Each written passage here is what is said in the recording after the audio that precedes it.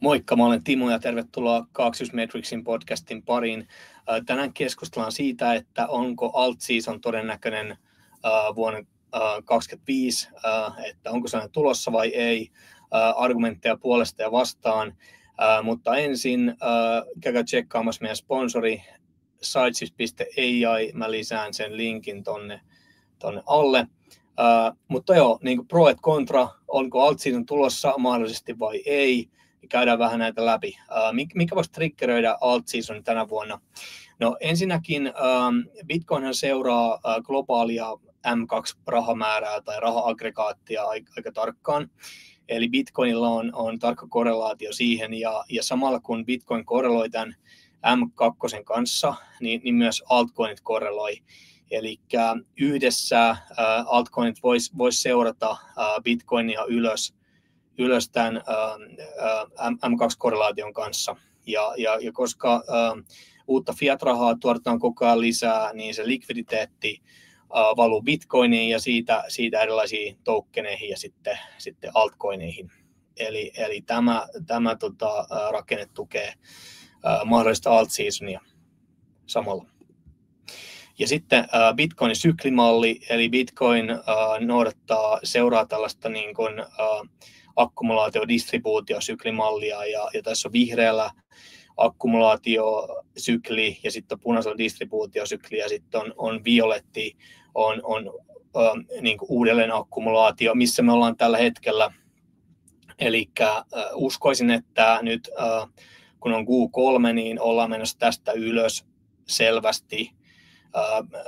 Bitcoin tulee vahvistumaan kohti Q4 ja kausiluonteisuuden takia se viimeinen kvartaali tulee olemaan positiivinen Bitcoinille ja sitten tosiaan aiemmin mainittu korrelaatio Bitcoinin ja altcoinin välillä tulee sitten näkymään, eli kun Bitcoin mahdollisesti nousee 200 000 dollariin Q4 viimeisessä kvartaalissa, niin altcoinit sitten seuraa sitä ylös. Eli tämä Bitcoinin vahvuus ja syklimalli ja kausiluonteisuus, ne kaikki yhdessä tukee sitten altcoinin nousua.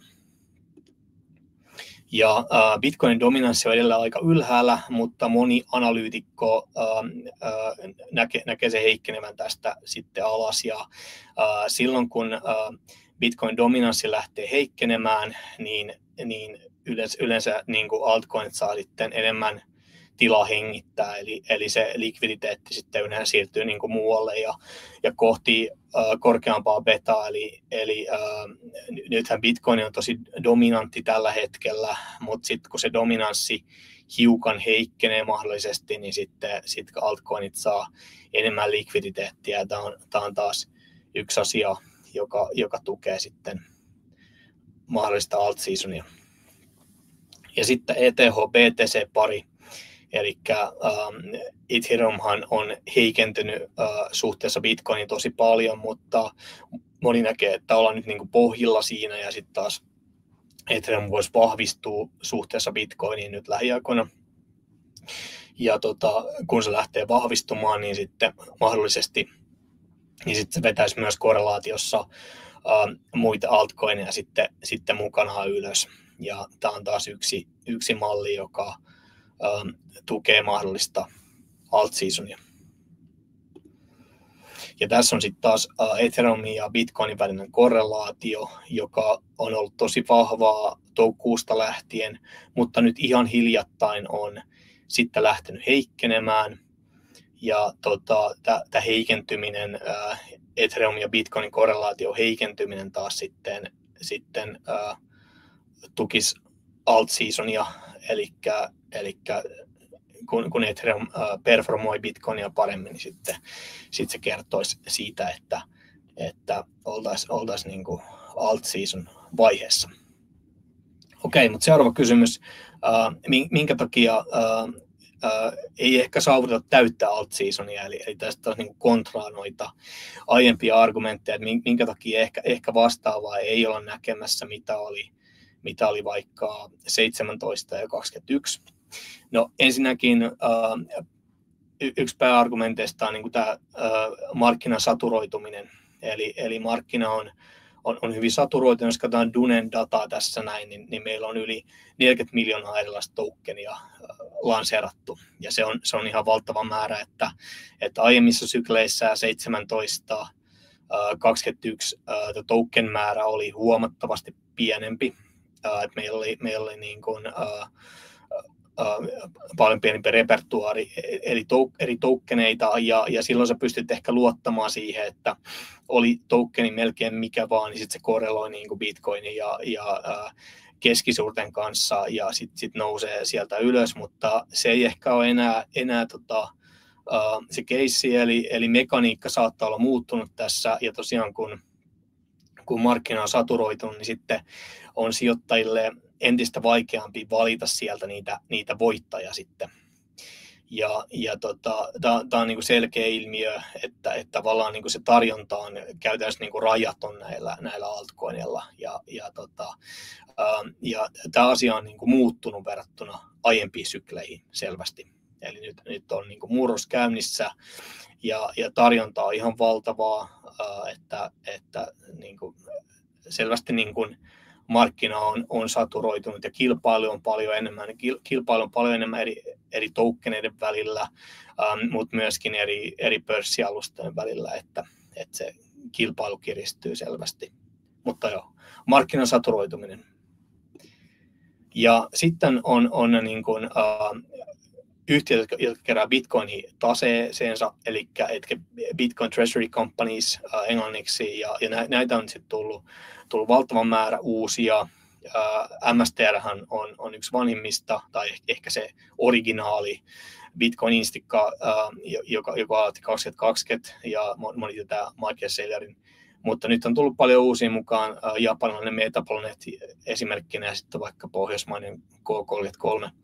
Ja joku voisi argumentoida, että nämä treasury companyt on nyt sitten se uusi alt season, eli me eletään tavallaan sellaisessa niin huomiotaloudessa, ja meillä on tietty määrä huomiota, ja se huomio kohdistuu tiettyihin asioihin, niin voisi argumentoida, että nyt se huomio kohdistuu näihin Bitcoin-instikoihin, ja sitten vähemmän huomiota sitten kohdistuu altcoineihin. Ja musta on ihan pätevä argumentti, näin voi hyvinkin olla. Ja tosiaan, että se fokushuomio pyörii sit Bitcoinin ja näiden Bitcoin-sidonnaisten instikoiden ympärillä. Ja tämä on ihan niin kuin todellinen ilmiö kyllä, että tavallaan Bitcoin plus instikat voi varastaa ison osan tästä huomiosta.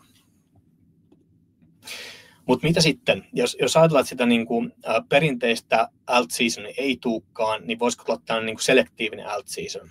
No, mä pidän sitä ihan mahdollisena, että nythän me ollaan nähty niin kuin hyviä tokeneita, jotka on noussut vaikka Hyperliquid, ja sitten tahon nostaa Privacy Coinin Moneron, jota itse asiassa on listattu monellekaan pörssialustalle, koska sitä compliance-puolta ei ole saatu haltuun siellä, tai se on niin kuin delistattu, poistettu monista pörsseistä.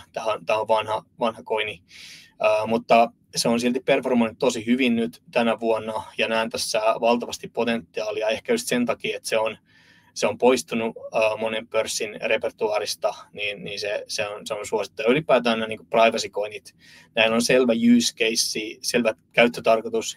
Monihan kysyy, että mihin bitcoinia tarvii ja näin poispäin, mutta Moneron kohdalla sä voit argumentoida, että jos sä tahot pitää sun transaktiot yksityisenä ja sun asiat yksityisenä, niin sit käytä sitä. Ja Bitcoin tietenkin on digitaalinen kulta ja hyvin niukka omaisuusluokka ja näin, että sä voit niin kuin argumentoida, mutta niin kuin privacy coinit on helppo perustella ainakin, että mihin niitä tarvitaan.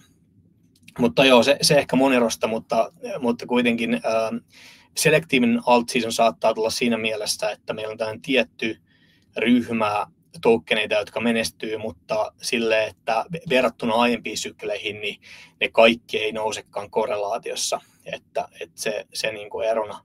Ja tämä on mun lopullinen argumentti, eli luultavasti tullaan näkemään selektiivinen alt season, eli ei voida sanoa, että sitä ei tulisi, mutta se tulee niin kuin sisältämään just nämä Bitcoin-sidonnaiset instikat, voisi sanoa, ne voidaan katsoa kuuluva siihen mukaan, mutta sitten myös tietyt premium-altcoinit. Ja nämä on mun argumentit, eli katse kohti Q4 ja kiitos kun katsoit. Palataan.